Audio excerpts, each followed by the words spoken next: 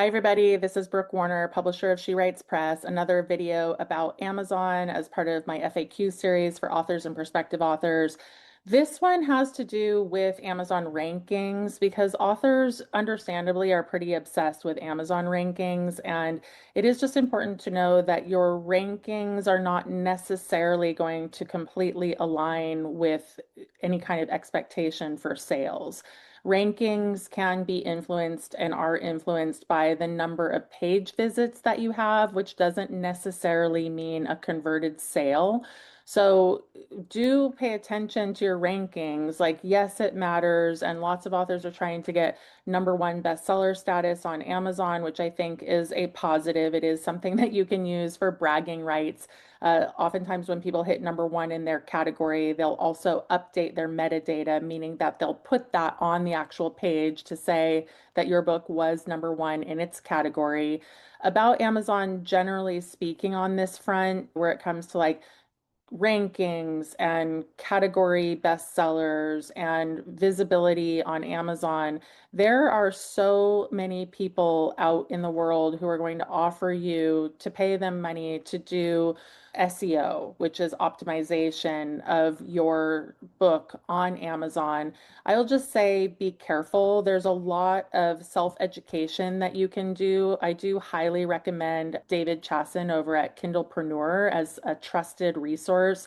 There's a lot that you could learn yourself before you pay someone too much money to do this for you. And or if you're going to pay someone, please just make sure that they have a proven track record with another author or more than another author that you know or who can vouch for them, because I do see that this is increasingly a place where authors are getting taken advantage of. Your Amazon sales ranking, your page visibility, all of that does matter, of course, and it can be influenced by reviews. So there is a school of thought. I have heard this said, I can't corroborate it, that if you get 50 or more reviews, that something changes with the algorithm in Amazon and that you get more visibility as a result. Lots and lots of our authors swear by Amazon ads. I absolutely know that Amazon ads sell books. A lot of times they result in you breaking even because the cost of the ads does drive sales, but then you're selling the book and you're making back the money that you're spending. But many authors are very, very focused on volume. They want to sell a lot of books, even if that means spending money to sell those books. And by the way, that is also how this industry works. It's probably how a lot of industries work, which is you do have to spend money to make money.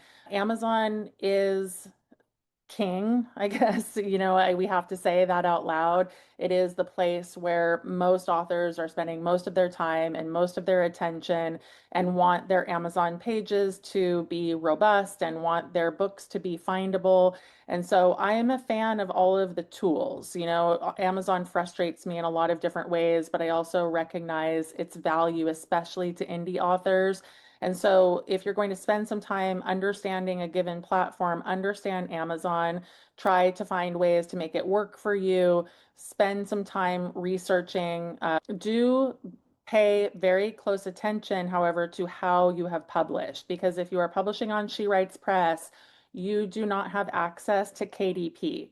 KDP is Kindle Direct Publishing, and that is Amazon's self-publishing platform.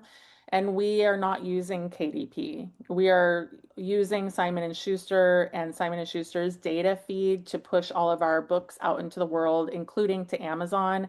And so sometimes authors get a little bit confused about what they're able to do based on what kind of publishing model they have chosen. So again, this would just be a place where you would ask questions before you act and make a choice that might be in conflict with something that your publisher is doing.